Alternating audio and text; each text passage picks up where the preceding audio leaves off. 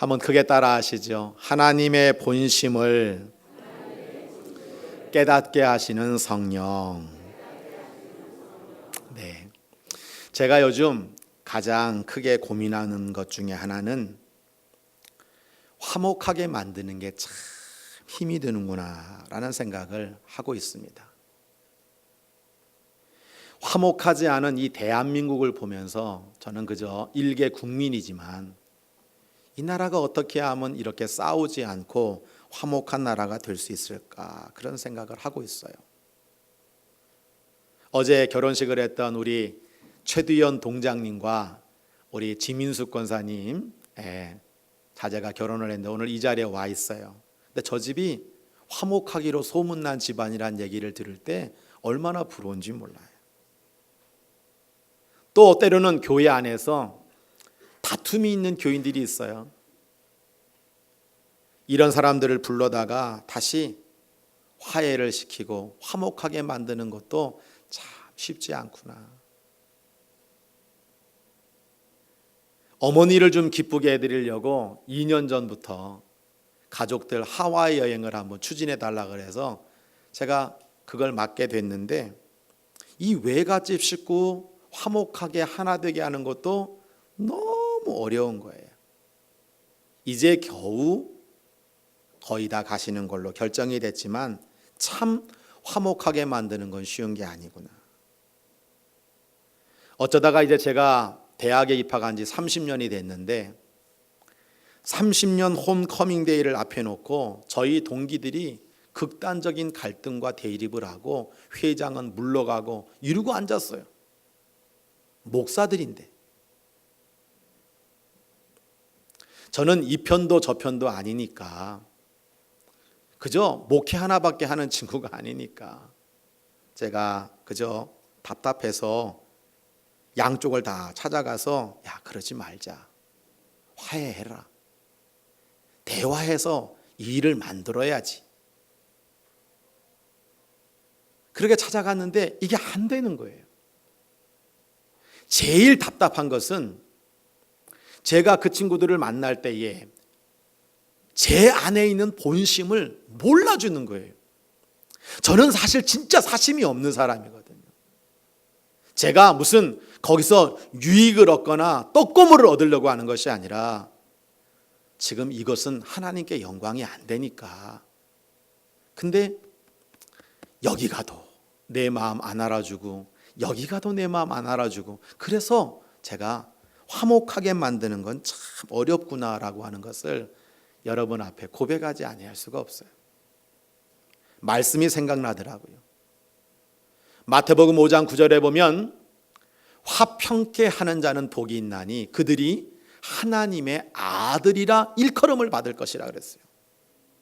화평케 만드는 사람은 그렇게 귀한 거예요. 야고보서 3장 18절을 보면 화평하게 하는 자들은 화평으로 심어 의의 열매를 거두느니라. 여러분, 교회든 가정이든 내가 다니는 직장이든 화평하게 만드는 귀한 직책의 사명을 잘 감당하는 하나님의 사람들이 되어주시기를 주의 이름으로 부탁합니다. 그러면서 문득 내 자신이 정말 하나님의 본심을 이해하고 있는가? 하나님의 본심을 내가 깨닫고 있는가? 라는 질문을 저에게 던져보게 되더라고요. 새벽 기도에 오늘 이 본문을 가지고 제가 설교를 한 적이 있습니다. 그런데 욥기 오늘 14장을 통해서 이 욥의 모습을 보면 하나님의 그 본심을 깨닫지 못하고 있는 모습을 보게 되는 거예요. 첫째는 고난을 통한 하나님의 본심을 욥은 알지 못해요. 오늘 1절부터 6절까지를 현대인 성경으로 한번 쭉 우리 한번 읽어볼 텐데요. 한번 욥이 어떻게 하고 있는지 물어보세요. 시작. 여인에게서 난 사람은 사는 날이 적고 괴로움이 가득하며 꽃처럼 잠시 있다가 시들어지고 빠르게 지나가는 그림자 같아서 이 세상에 오래 머물지 않습니다. 주는 이와 같은 자를 감시하시고 끌어내어 신문하려고 하십니까? 어떻게 더러운 곳에서 깨끗한 것이 나올 수 있겠습니까? 그렇게 할 수 있는 자는 아무도 없습니다. 주께서는 인생의 사는 날과 달수를 미리 정하시고 아무도 그 이상은 더 살지 못하도록 수명의 한계를 정해 놓으셨습니다. 그러므로 그에게서 주의 눈길을 돌이키시고 그를 내버려 두어 잠시라도 품꾼과 같은 고달픈 삶을 쉬게 하소서. 여러분, 어떻게 보면 이 욥이는 일부는 아는 것 같아요. 뭘 압니까? 여인에게 태어난 모든 인생들은 이중고를 겪고 있다는 거예요. 첫 번째는 인생이 너무 짧다는 거예요. 꽃처럼 잠시 있다가 시들어지고 빠르게 지나가는 그림자 같은 게 짧은 인생 아닙니까? 그리고 짧은 것뿐만이 아니라 이 땅 살아가는 인생 자체가 고통스럽고 괴로움이 많고 힘든 삶을 사는 거 아닙니까? 아는 것 같아요. 근데 욥이 하나님의 본심을 모르는 게 있어요. 외치는 거예요. 하나님, 이렇게 짧은 수명에 고통스럽게 사는 저 같은 인간을 좀 내버려 두시면 안 되겠습니까? 굳이 이렇게 감시하고 굳이 이렇게 고통스럽게 하고 힘들게 하고 고난 줘가지고 내가 이런 어려움을 당해야 되겠습니까? 하나님 앞에 깨끗한 사람 얼마나 되겠습니까? 다 그놈이 그놈이지. 그러면 저 정도 살면 잘 산 거 아닙니까? 그러니 이 고통스러운 인생에서 좀 쉬게 하시면 안 됩니까? 라고 욥이 항변하고 있는 거예요. 성도 여러분, 우리는 압니다. 하나님은 지금 고난당하는 이 욥이 하나님을 향하여 하나님의 본심을 모른 채 외쳐대는 이 소리가 진짜가 아닌 걸 우리가 안단 말이에요. 욥이 미워서 하나님이 욥 미워서 때린 거 아닙니다. 하나님이 고난 준 것도 아닙니다. 하나님은 욥이 너무 자랑스럽고 사랑스럽고 그리고 더 좋은 것을 주시려고 하는 하나님의 본심이 있는 것을 말씀을 통해 우리는 분명히 보게 되는 거예요. 근데 욥은 그 하나님의 본심을 모르고 있단 말이죠. 저는 이것을 하나님 징계의 정당성이라고 하는 말을 자주 써요. 왜냐하면 이 땅을 살아가면서 우리가 예기치 않은, 우리가 원하지 않는, 어떻게 보면 왜 저러지? 왜 이런 일이 벌어지지? 있단 말이에요. 우리는 정말 하나님의 깊은 뜻을 이해를 할 수가 없어요. 그러나 하나님이 고난을 주실 때에는 뜻이 있고 계획이 있고 더 좋은 것 주시려고 하는, 우리를 사랑하시기 때문에 이 고난을 통해서 더 유익하게 만드시는 하나님의 계획이 있지. 하나님, 이 고난을 잘 이기도록 해주세요. 그렇게 하나님이 허락하시는 삶의 정당성을 인정해 드리는 것이 믿음이란 말이죠. 욥은 시편 90편 1절 10절에 보면 우리의 연수가 70이요 강건하면 80이라도 그 연수의 자랑은 수고와 슬픔뿐이요 신속기간이 우리가 날아가나이다. 이거 알고 있어요. 잘 알고 있어요. 그러나 정말 자신에게 주어진 그 고난에 담겨진 하나님의 본심을 이해하지 못하고 있단 말이에요. 히브리서 12장 6절로 11절을 보면 하나님이 우리 가운데 때로는 징계를 주시고 고난을 주시는 이유를 너무 정확하게 설명하고 있어요. 같이 한번 읽어볼까요? 시작. 주께서 그 사랑하시는 자를 징계하시고 그르가 받아들이시는 아들마다 채찍질하심이라 하였으니 너희가 참음은 징계를 받기 위함이라. 하나님이 누구와 같이? 아들과 같이 너희를 대우하시나니 어찌 아버지가 징계하지 않는 아들이 있으리요. 징계는 다 받는 것이거늘 너희에게 없으면 사생자요 친아들이 아니니라. 또 우리의 육신의 아버지가 우리를 징계하여도 공경하였거든 하물며 모든 영의 아버지께 더욱 복종하며 살려하지 않겠느냐. 계속 읽습니다. 그들은 잠시 자기의 뜻대로 우리를 징계하였거니와 오직 하나님은 우리의 유익을 위하여 그의 거룩하심에 참여하게 하시느니라. 11절 무릇 징계가 당시에는 즐거워 보이지 않고 슬퍼 보이나 후에 그로 말미암아 연단받는 자들은 의와 평강의 열매를 맺느니라. 하나님 말씀, 하나님 본심이란 말이죠. 사랑하기 때문에 고난을 주는 거예요. 자식이 잘 되게 하기 위해서 연단시키는 거예요. 지금 내가 볼 때는 즐겁지 않아도 나중에 보면 의와 평강의 열매를 맺게 되고 우리가 이런 일을 통해서 깨달아 하나님을 더 잘 공경하게 만들고 우리에게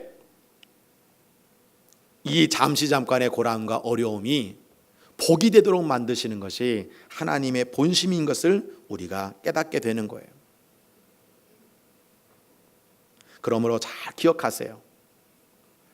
고난을 통한 하나님의 본심을 깨닫게 하는 게 누구냐? 바로 성령님이라고 하는 거예요. 고린도전서 2장 9절로 10절 있죠? 같이 읽습니다. 시작. 기록된 바 하나님이 자기를 사랑하는 자들을 위하여 예비하신 모든 것은 눈으로 보지 못하고 귀로 듣지 못하고 사람의 마음으로 생각하지도 못하였다 함과 같으니라. 오직 하나님이 성령으로 이것을 우리에게 보이셨으니 성령은 모든 것 곧 하나님의 깊은 것까지라도 통달하시느니라. 할렐루야. 여러분, 우리는 사랑하는 자, 사랑하는 자녀들에게 하나님이 정말 예비해 놓은 그 좋은 것, 깊은 것을 눈으로 보지 못하고 귀로 듣지 못하고 깨닫지 못하는 거예요. 근데 그 성령께서 이것을 깨닫게 해주시는 거예요. 고난 속에 담긴 하나님의 그 본심을 우리로 하여금 이해하도록 만들어 주시는 거예요. 예레미야 애가는 욥기서와 비슷한 상황인데 3장 26절부터 33절 같이 읽어봅니다. 시작.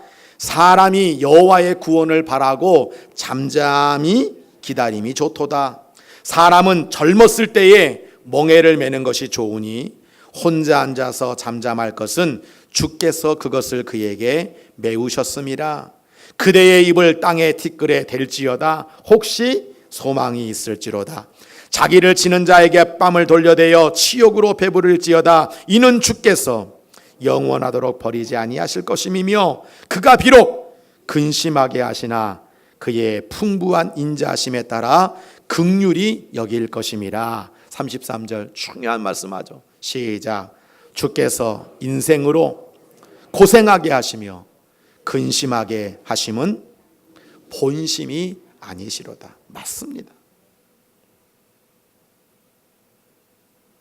우리를 그저 고난 속에 근심하게 하는 것이 하나님의 뜻이 아니라 때로는 고난이 올 때 좀 잠잠히 기다려봐라. 젊었을 때 당하는 고난은 약이다.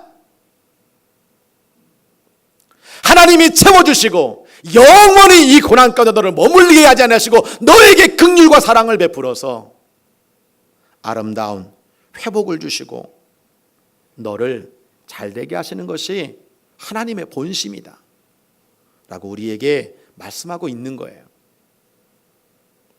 욥은 하나님의 본심을 이해하지 못하여 하나님 앞에 투덜거리는 거죠. 입술을 닫으라 이거죠. 지금의 이 고난을 이해하지 못하여 불평하고 원망하는 너의 그 입술을 좀 닫고 하나님의 본심을 성령을 통해서 이해하는 것이 믿음의 길이라는 것을 우리에게 말씀해 주고 있는 겁니다. 두 번째, 부활에 대한 하나님의 본심을 욥은 이해하지 못하고 있어요. 오늘 7절부터 14절까지를 함께 읽습니다. 시작. 나무는 희망이 있나니 찍힐지라도 다시 움이 나서 연한 가지가 끊이지 아니하며 그 뿌리가 땅에서 늙고 줄기가 흙에서 죽을지라도 물기운에 움이 돋고 가지가 뻗어서 새로 심은 것 같거니와 장정이라도 죽으면 소멸되나니 인생이 숨을 거두면 그가 어디 있느냐. 사람이 누우면 다시 일어나지 못하고 하늘이 없어지기까지 눈을 뜨지 못하며 잠을 깨지 못하느니라. 장정이라도 죽으면 어찌 다시 살리이까. 나는 나의 모든 고난의 날 동안을 참으면서 풀려나기를 기다리겠나이다. 여러분, 욥은 자신이 고통당하면서 하나 결론 내리는 게 있어요. 뭐냐면 나무가 낫다는 거예요. 인간보다 나무가 낫다는 거예요.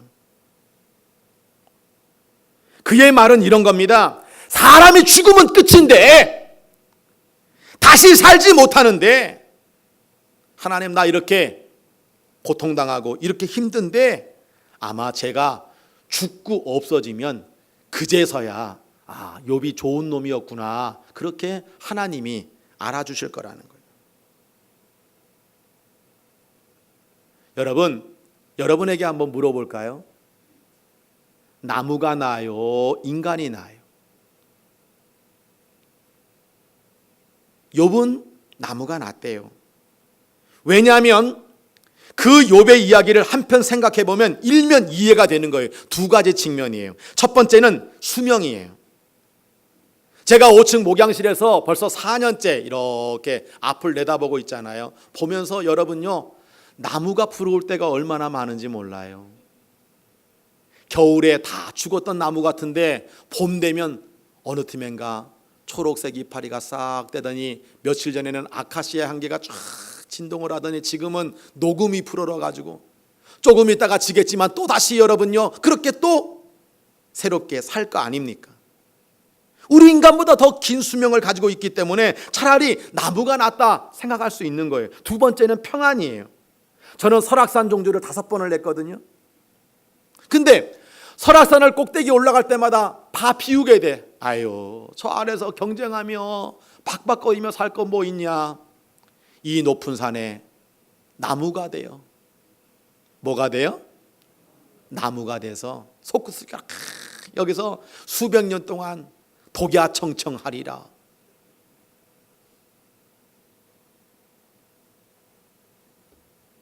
이번에 세계 3대 문학상 중에 하나인 맨부커상을 탄 한강이라는 분이 쓴 채식주의자라고 하는 책이 화제죠. 제가 여러분에게 정확하게 전달해 드리는 건 못하겠습니다만, 왜 채식주의자일까? 오늘 여러분 이 현대 사회와 인생들을 보면서 나는 식물이 되고 싶다는 거예요. 나무가 되고 싶다는 거예요. 나무로 다시 태어나고 새로워지고 식물처럼 안 싸우고 인간보다 더 오래 사는 것이 더 좋다고 말하고 싶은 거예요. 걸어다니는 인생은 폭력으로 얼룩져 있기 때문에 그렇다는 것이죠. 이번에 강남역 부근에서 또 화장실에서 20대 여성이 30대 남자에 의해서 묻지마 살인을 당한 끔찍한 일이 벌어졌어요. 여러분, 그것뿐입니까? 오늘 여러분, 자식이 부모를 죽이고 무슨 애인을 토막 살인해 죽이고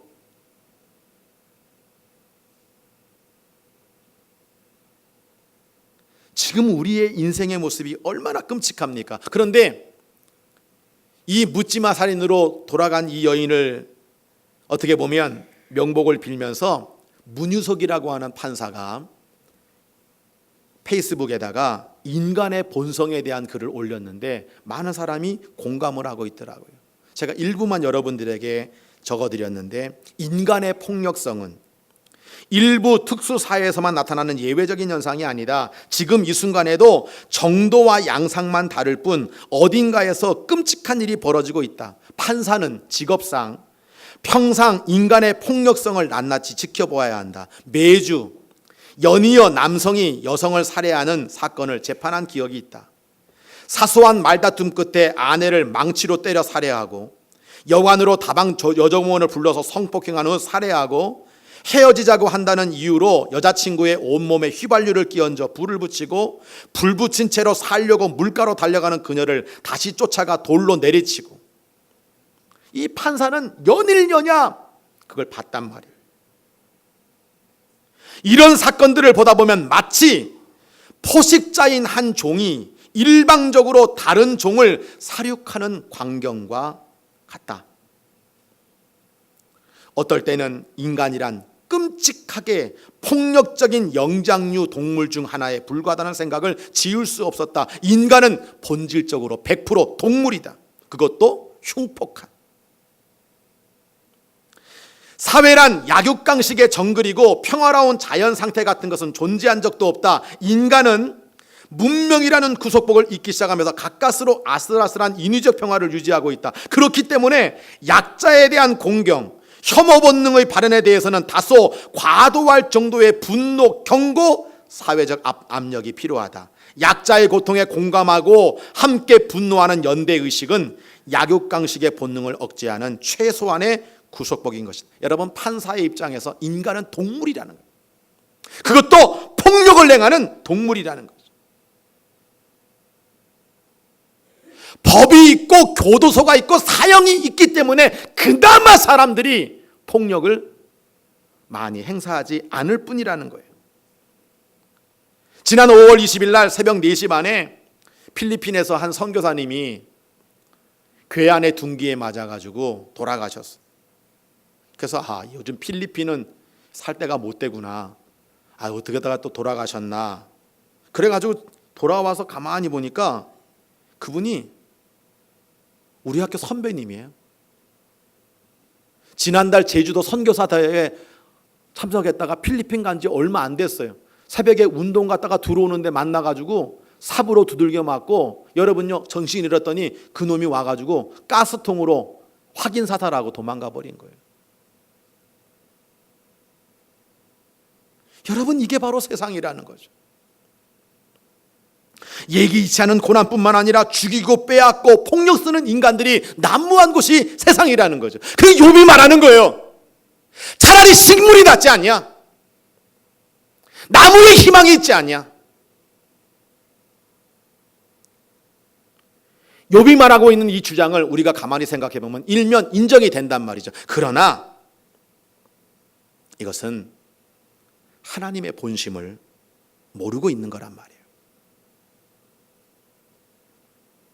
나무에게는 영생을 주지 않았습니다. 하나님은 누구보다도 인간을 사랑하십니다.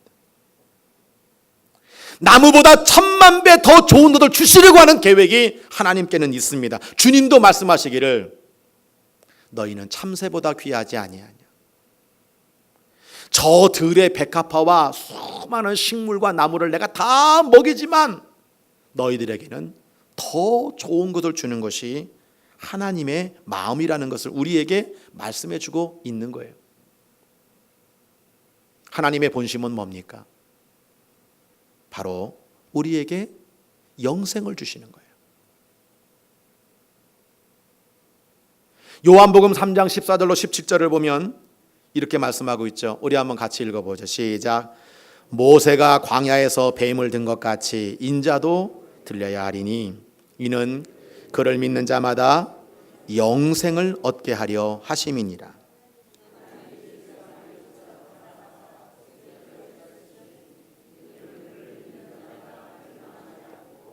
영생을 얻게 하려 하심이라. 하나님이 그 아들을 세상에 보내신 것은 세상을 심판하려 하심이 아니요 그로 말미암아 세상이 구원을 받게 하려 하심이라. 이게 성경에 나오는 하나님의 본심이고 하나님의 계획이고 하나님의 뜻이에요. 욥은 나무가 더 희망이 있다 그래. 그러나 비록 세상에 고통이 있고 폭력이 있고, 여러분 나무의 생이 더 오래 사는 것 같지만 여러분 하나님이 사랑하는 우리들에게 영생을 주시고 부활을 주시는 이것이 얼마나 중요한지를 우리는 깨달아 알아야 된다라고 하는 거죠. 여러분 가운데 예수 믿으면서도 쓸데없는 소리를 많이 하는 분들이 많아요. 뭐냐면 나는 다음 생에 태어나면 저 하늘의 새가 돼가지고, 나는 다음 생에 태어나면 저기 바위가 돼가지고 여기 큰 산을, 왜 믿는 사람들이 그런 소리를 하는 거냐고요. 힌두교에서 나온 불교가 가지고 있는 이 죄된 윤회의 삶이 바로 그 얘기잖아요. 새가 되면 고통이 없나요? 다음 생에 사람으로 태어나면 고통이 없나요? 그런 소리 하지 말라는 거예요. 하나님이 오늘 우리를 사랑하셔서 정말 예수 그리스도의 십자가를 통하여 우리에게 주시는 것은 전 나무가 누리는 오랜 수명, 다시 태어난 것 같은 싸우지 않는 그 모습이 아니라 우리에게는 바로 가장 사랑하시는 그 자녀에게 주시는 부활과 영생이 있다는 것을 분명히 말씀해 주고 있는 거잖아요. 부활과 영생을 깨닫게 하시는 분이 바로 누구냐? 성령님이란 말이에요. 아까 이제 9절과 10절을 읽었는데 12절을 같이 읽습니다. 시작. 우리가 세상의 영을 받지 아니하고 오직 하나님으로부터 온 영을 받았으니 이는 우리로 하여금 하나님께서 우리에게 은혜로 주신 것들을 알게 하려 하심이니라. 여러분, 성령의 역사는 뭐냐? 바로 하나님이 은혜로 우리에게 주신 것들. 그게 뭐예요? 부활이에요. 영생이에요. 일면 나무가 부럽고 식물이 부럽다 하더라도 그것과 감히 비교할 수 없는 것은 뭐냐면 우리에게는 나무에게 주지 않은 영생과 부활을 약속해 주셨다는 거예요. 이걸 깨닫게 하시는 게 성령이에요. 마지막 세 번째는 희망에 관한 하나님의 본심이에요. 여러분, 오늘 7절과 19절이 비교가 되고 있는데 먼저 7절에 봐요. 아까 이제 봤죠. 시작. 나무는 희망이 있나니 찍힐지라도 다시 움이 나서 연한 가지가 끊이지 아니하며. 나무에게는 희망이 있다. 나무는 희망이 있다. 그런데 19절에 읽어봐요. 시작. 물은 돌을 닳게 하고 넘치는 물은 땅의 티끌을 씻어버리나이다. 이와 같이 주께서는 사람의 희망을 끊으시나이다. 나무에게는 희망이 있는데 사람에게는 희망이 없다는 거예요. 왜? 죽으면 살지도 못하고 고통 가운데 살고 이렇게 폭력 가운데 사니, 아유, 나무가 차라리 더 희망이 좋아요 말하고 있는 그 욥은 하나님의 본심을 모르고 있다는 것입니다. 인생에게 더 이상 희망이 없다는 것은 최고의 적이에요. 내가 살아갈 희망이 없다면 그건 자살이에요. 나에게 희망이 없다는 것은 모든 것을 포기하는 거예요. 그러나 하나님의 본심은 결국 그렇지 않죠. 하나님은 우리가 욥기서를 쭉 읽다 보면 하나님은 그 욥을 향하여 미래, 희망 다 예비해 놓고 계신 것을 우리가 보게 되는 거예요. 예레미야 29장 11절 말씀하고 있습니다. 크게 읽어요. 시작. 여호와의 말씀이니라. 너희를 향한 나의 생각을 내가 아나니 평안이요 재앙이 아니니라. 너희에게 미래와 희망을 주는 것이니라. 할렐루야. 하나님은 고난 주고, 하나님은 죽음 주고, 하나님은 고통 주고, 하나님은 절망케 만들고, 하나님은 우리 인생에 미래와 희망이 없다고 그렇게 욥은 계속해서 하나님 앞에 하나님의 본심을 모른 채 외치고 탄식하고 있는데, 하나님의 생각과 하나님의 본심은 우리에게 미래와 희망을 주는 것이라고 분명히 말씀하고 있는 거예요. 이예인 수녀님이 시를 참 잘 써요. 그분의 시 가운데 희망은 깨어있네 라고 하는 시 저 참 좋아하거든요. 저는 아마 이런 부분들에, 이런 것들에 대해서 많이 생각을 하고 있는 것 같아요. 그래서 저 시를 볼 때마다 참 좋아하는데, 이분이 이런 얘기를 하잖아요. 나는 늘 작아서 힘이 없는데 믿음이 부족해서 두려운데 그래도 괜찮다고 당신은 내게 말하더군요. 살아있는 것 자체가 희망이고 옆에 있는 사람들이 다 희망이라고 내게 다시 말해주는 나의 작은 희망인 당신 고맙습니다. 그래서 오늘도 나는 숨을 쉽니다. 힘든 일 있어도 노래를 부릅니다. 자면서도 깨어 있습니다. 너무 귀하지 않아요? 나는 작아. 난 두려워.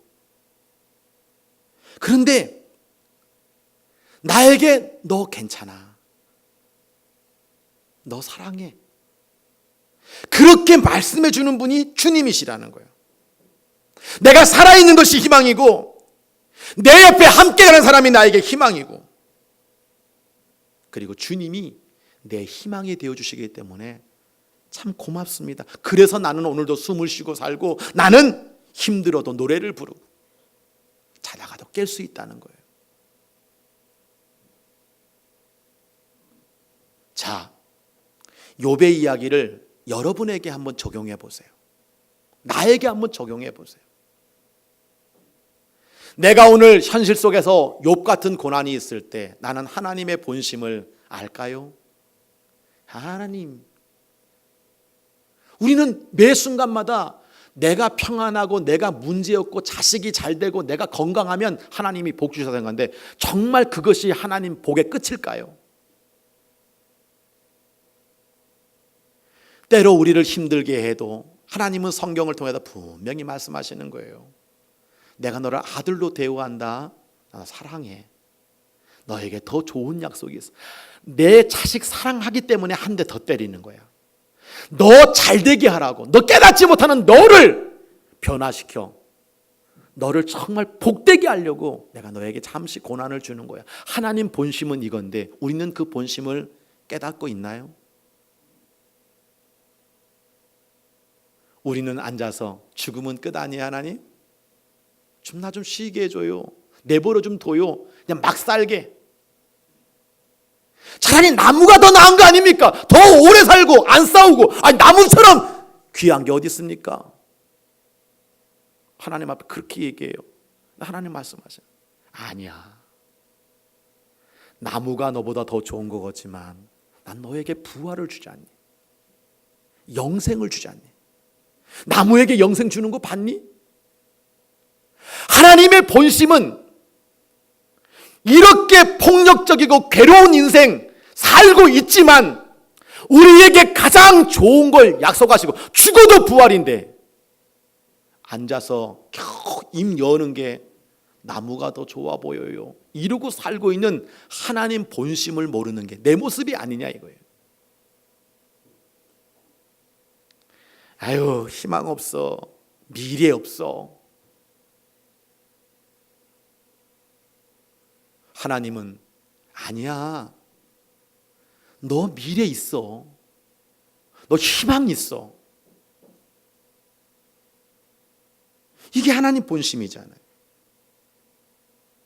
이 하나님 본심의 모든 것을 깨닫게 하시는 분이 누구냐? 그게 바로 성령님이라는 거예요. 말로 됩니까? 저는 느끼는 게 뭐냐면 바로 그거예요. 자,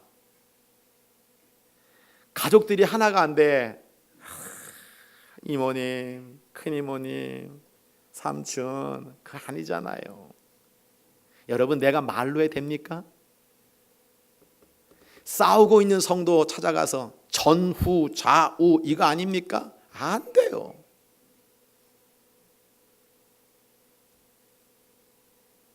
성령님께 기도하며 맡기는 거예요.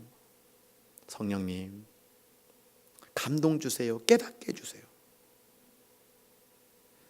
성령 강림절은 지난주부터 시작돼서 언제까지 가느냐? 11월 둘째 주가. 그러니까 1년 가운데 반 이상이 성령 강림. 왜 여러분 성령 강림절이 이렇게 기냐? 이유는 간단해요. 성령이 여러분 우리를 깨닫게 하시고 성령이 우리를 여러분 정말 하나님의 본심을 이해하고 여러분요 하나님의 정말 사랑의 모습을 깨닫게 하시려고 성령이 우리를 가르치고 생각나게 하는 거예요. 요한복음 14장 26절 함께 읽습니다. 시작. 보혜사 곧 아버지께서 내 이름으로 보내실 성령, 그가 너희에게 모든 것을 가르치고 내가 너희에게 말한 모든 것을 생각나게 하리라. 할렐루야. 여러분, 저를 보세요. 오늘 이 자리에 많은 분들이 와 있어요. 그런데 하나님의 본심 모르고 그저 욥이 말하는 것처럼 살아. 그런데 오늘 목사님이 기도하는 가운데 이 본문 가지고 하나님 본심 모르는 욥의 이야기를 말씀을 통해 여러분 가운데 자꾸만 전해주게 될 때, 내가 그랬네, 내가 욥과 같았네, 나는 고난 주시는 하나님의 본심도 모르고 나무에게 희망 걸고 앉아가지고 차라리 다음 생에는 뭐 지금 마누라 만나지 말고 더 좋은 이쁜 마누라 만나 잘 살아봐야지, 이러고 살면서 나무 부러워하고 남들 부러워하고 살았던 내 모습이 저 모습이네. 나는 조금만 어려우면 희망 없다고, 미래 없다고, 순간순간 닥치는 문제 앞에서 나는 포기하려고 했던 내 모습이 바로 욥의 모습이네.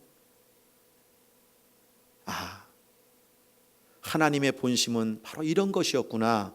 만약 여러분들이 이 말씀을 듣고 여러분의 심령 속에 이 말씀이 깨달아진다면 그건 누가 하시는 거냐? 바로 성령께서 여러분의 마음을 지금 주장하시고 있다는 거예요. 깨닫게 하시고 가르치시고 생각나게 하시고, 그게 바로 좋으신 성령님이라는 거예요. 자식을 3명 키우다 보니까 여러분, 제가 결론이 그거예요. 자식들은 절대 부모님의 본심을 이해 못해요. 겨우 시집 가서 자기가 새끼를 낳아봐야 우리 엄마가 참 고생이 많았다, 우리 엄마가 지금까지 나를 위해서 참 너무너무 귀한 삶 살아줬구나, 우리 아버지 저렇게 무뚝뚝하고 저렇게 말 안 해도 여러분 나중에 여러분 커봐야 그때 어버이의 본심을 아는 거 아닙니까? 전 그래요. 근데 한번 뒤집어 생각해 보세요. 우리의 하나님 아버지 성령을 통해서 우리에게 날마다 본심을 깨닫게 하시기 원하시는 그 하나님 앞에 나는 자녀로서 마치 그 하나님의 본심을 모르고 살고 있는 연약한 믿음과 불순종과 의심과,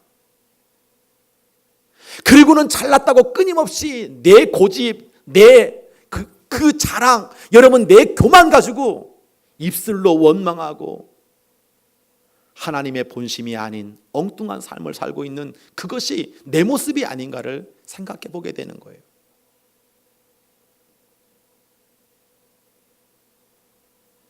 성도 여러분,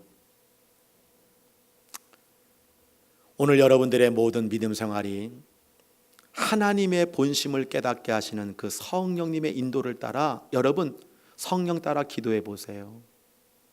성령 따라 말씀을 읽어 보세요. 성령 따라 동행해 보세요. 그러면 하나님의 본심이 깨달아져요. 하나님의 마음이 읽혀져요. 하나님이 나를 얼마나 사랑하는지, 나를 위해 준비해 놓으신 부활과 영생이 얼마나 귀한 건지, 세월이 흐르면 흐를수록 그 하나님의 본심을 우리가 알게 될 때 우리에게는 영생이 있게 되고요, 우리에게는 희망이 있고 미래가 있고 감사가 있고 찬송이 있고 행복이 있게 되는 줄 믿습니다. 그런 삶으로 승리하시기를 주의 이름으로 축원합니다.